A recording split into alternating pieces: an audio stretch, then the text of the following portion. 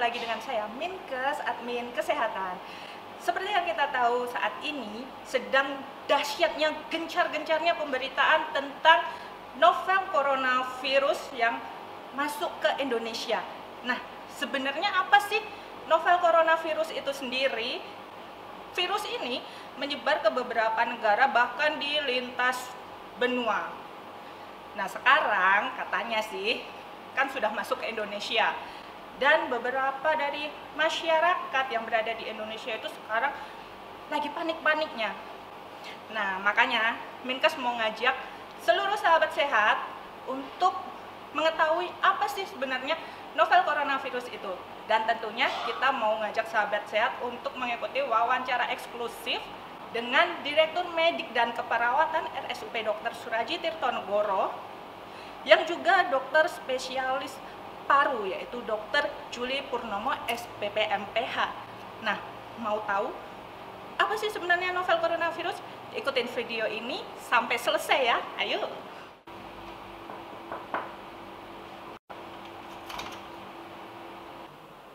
Misi Bapak. Monggo, silakan masuk. Monggo, silakan. Ya. Bisa minta waktunya sebentar. Monggo. Di sini saya Minkes Bapak mau menanyakan tentang virus corona yang akhir-akhir ini benar-benar beritanya itu gencar dan dahsyat ya Bapak. Dan menakutkan. Iya, dan menakutkan. Nah, tentunya kan di sini banyak sahabat sehat RSST yang bertanya-tanya sebenarnya apa sih virus corona ini? Ya. Oke. Virus corona itu sebenarnya kan pada umumnya virus, yaitu menyerang tubuh kita apabila tubuh kita dalam kondisi tidak bagus. Dan virus corona ini pertama kali yang sejenis ini adalah ditemukan di Wuhan, Cina. Sebenarnya tidak jauh beda dengan virus yang lainnya, cuma masalah ini lebih ganas dan ini beda dengan virus yang flu burung, ini menularkan antar manusia. Kalau flu burung itu kan dia dari hewan ke manusia, belum terbukti dari manusia ke manusia. Nah, yang corona ini dia akan menular antara manusia, dan ini ya yang menjadi problema kita, karena kita tidak mungkin tidak berkomunikasi dengan orang lain. Kalau kita menghindar, maka akan tidak mungkin, karena tadi ini akan menular antar manusia sehingga kita tidak bisa menghindarinya. Nah, dari gejala-gejalanya sendiri itu seperti apa? Ya, ini gejalanya kan seperti pilek. Dia untuk gejala pertama batuk, pilek. Kemudian kalau dia sudah menyerang ke paru-paru, dia akan menimbulkan peradangan di paru, sehingga parunya nanti akan banyak infiltrat, banyak kumannya di situ, banyak virusnya, sehingga lama-lama akan menjadi pasiennya sesek. Kalau sudah sesek, kalau dia tidak mendapatkan penanganan yang lebih lanjut, akhirnya akan timbul kematian, sehingga pasiennya namanya akan menjadi ARDS, artinya dia akan sepsis, akan menjadi berat, sehingga kalau tidak ditangani akan fatal. Begitu dia. Jadi bisa menyebabkan kematian ya? Bisa, tapi dari terakhir ini dari Kementerian Kesehatan WHO di China itu dari kasus 80.000 itu cuma 3.000 saja yang meninggal. Ini kan tidak banyak, 3 bagi 80 sekitar 3,5% lah, tidak banyak yang meninggal. Tapi memang tadi kalau kita tidak waspada ya ini juga akan fatal juga. Sebenarnya tidak terlalu membahayakan, angka kematiannya masih lebih tinggi daripada flu burung, tapi tadi karena ini penularan antar manusia yang itu harus kita perhatikan. Nah, seandainya nih Bapak, udah ada yang terkena virus corona ini, untuk cara penyembuhannya sendiri gimana? Ya, kalau udah kena harus ke rumah sakit. Kenapa? Karena memang kita tidak berat tadi akan fatal. Nanti di rumah sakit akan kita tata laksana sesuai dengan protokol corona, dan belum tentu kalau pasien itu batuk pilek adalah corona, karena ini nanti untuk diagnosis pastinya harus diambil dari swab atau usap dari tenggorokannya, diambil sekutunya, kemudian dikirim ke Litbangkes, baru dia ketahuan apakah itu corona atau bukan. Nah, kalau sudah corona tadi, maka harus kita isolasi di rumah sakit. Nanti kita mendapatkan namanya terapi suportif supaya meningkatkan daya tahannya. Memang virus itu belum sampai sekarang belum ada obatnya, sehingga kita terapinya adalah supporting supaya mereka daya tahannya menjadi lebih bagus. Dan nanti kalau dia sudah gagal napas, harus kita kasihkan alat bantu napas namanya ventilator untuk mencegah terjadinya sepsis atau mungkin gagal napas yang lebih lanjut yang pada akhirnya akan menjadi kematian. Itu jalannya. Itu jadi berarti kan kita tahu itu terjangkit virus corona itu kalau udah dilakukan ujian, betul, laboratorium dan usap tenggorokan. Ini mungkin yang ditanyakan para sahabat sehat mungkin ya, kapan sih kita datang ke rumah sakit? Yang kemungkinan bisa mereka itu bertanya-tanya tentang apakah katanya kan tadi apa namanya demam seperti flu biasa gitu. Nah, kapan sih datang ke rumah sakit biar mereka itu seluruh sahabat sehat itu tahu, memastikan itu terkena virus corona atau bukan? Oke.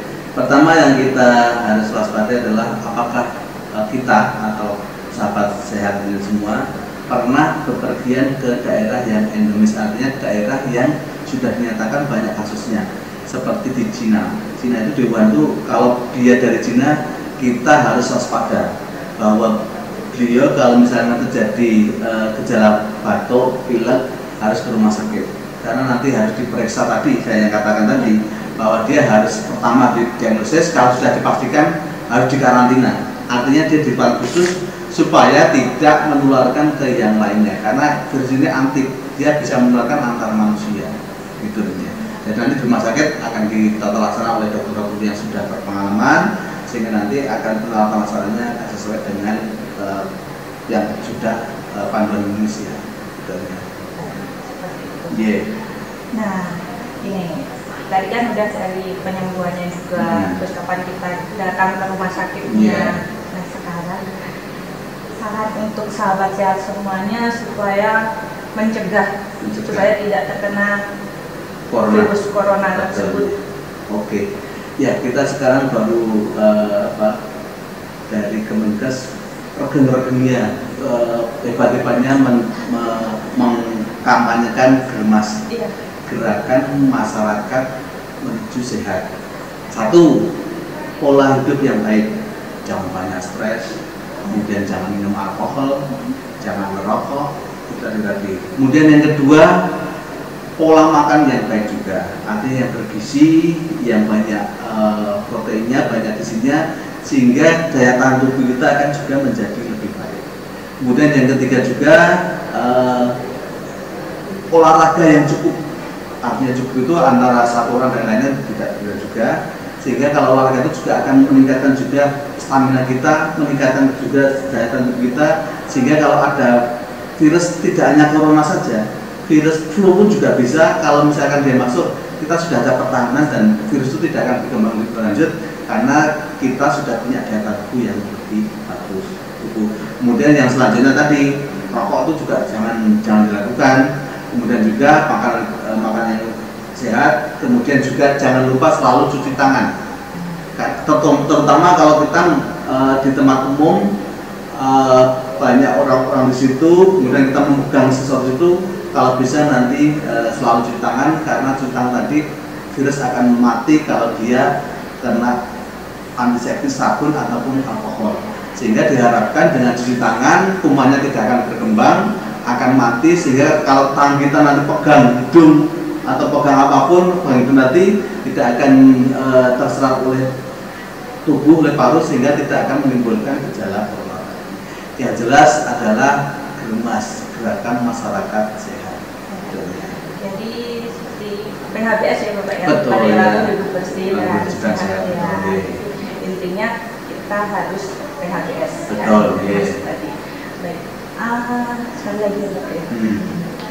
Kita mau klarifikasi aja, karena banyak dari sahabat sehat di luar sana yang menanyakan tentang apakah ada pasien yang sudah dirawat di Rumah Sakit Dr. Surajit Tirtonegoro. Ya, memang saya dengar juga ada pos makam pula. Sampai saat ini jam 11 tanggal berapa ini? Tanggal 4 ya? Tanggal 4 jam 11 belum ada. Saya pastikan itu belum ada. Tapi kita juga tahu, tapi mudah-mudahan tentu juga sampai nanti wabah ini selesai, mudah-mudahan tidak ada juga. Baik, satu kali pertanyaan lagi Pak. Ini tentang langkahnya masker Bapak. Nah, sekarang kan apa masyarakat itu panik ya, terus pada berbondong-bondong untuk mencari masker. Nah ini kan jadi langka nih masker. Apakah untuk orang yang sehat juga harus memakai masker atau gimana sih peran masker ini sendiri sampai bingung cari masker gitu? Ya memang sekarang masker itu 1 sampai 10.000 ya. Iya. Makanya itu ini memang yang ada yang susah juga nyarinya. Mau air di air terus juga banyak juga. Memang masker itu berfungsi, cuma yang diwajibkan atau disarankan adalah masker N95. Artinya masker tadi tidak akan tertembus oleh virus. Jadi kalau ada N95, tapi sekarang juga N95 juga jarang juga. Kalau ada juga masker yang biasa itu sebenarnya tidak, ya, minimal bisa mengurangi tadi. Tapi sekarang juga sudah banyak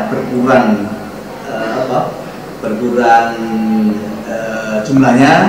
Bisa juga saya pakai sapu tangan. Sapu tangan dilipat karena 2 yang gitu, dilipat gitu, kemudian dipasangkan, insya Allah juga akan setidaknya akan mengurangi dari gejala dari virus corona ini. Itu sebenarnya memang harusnya kan N95, tapi sebenarnya juga pertama mahal, kedua memang barangnya langka.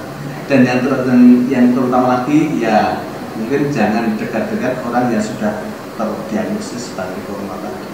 Gitu yang penting. Yang utama lagi gerakan masyarakat sih. Gitu. Jadi untuk peran masker sendiri sebenarnya nggak begitu. Ya sebenarnya ada yang kalau sekarang kan Pak Menteri Kesehatan itu kan menyarankan dengan langkahnya itu yang sakit saja yang pakai masker. Sebenarnya kita juga perlu, hukumnya sunnah, bukan ya tidak harus ya.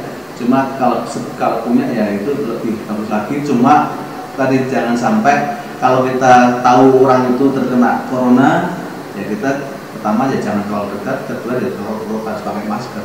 Tapi selama belum tidak ada kasus ya kenapa harus pakai? Itu. Baik Bapak, terima kasih atas sama-sama penjelasannya. Semoga dapat menjawab semua pertanyaan sahabat sehat selama ini tentang virus corona dan juga memastikan bahwa di Rumah Sakit Dr. Surajit Tirtonegoro ini belum ada pasien yang terkena virus corona. Dan juga sebenarnya rumah sakit sendiri juga sudah menyiapkan untuk menampung kalau ada pasien yang terkena virus corona. Ya Bapak, terima kasih. Terima kasih kembali. Sama-sama. Aktivitasnya. Terima kasih. Nah sahabat sehat, demikian tadi wawancara eksklusif antara Minkes dengan Direktur Medik dan Keperawatan RSUP Dr. Surajit Tirtonegoro Klaten yang juga dokter spesialis paru, Dr. Juli Purnomo SPP MPH. Semoga dengan wawancara ini bisa menjawab semua pertanyaan dan keresahan dari sahabat sehat semuanya tentang apa sih itu sebenarnya novel coronavirus.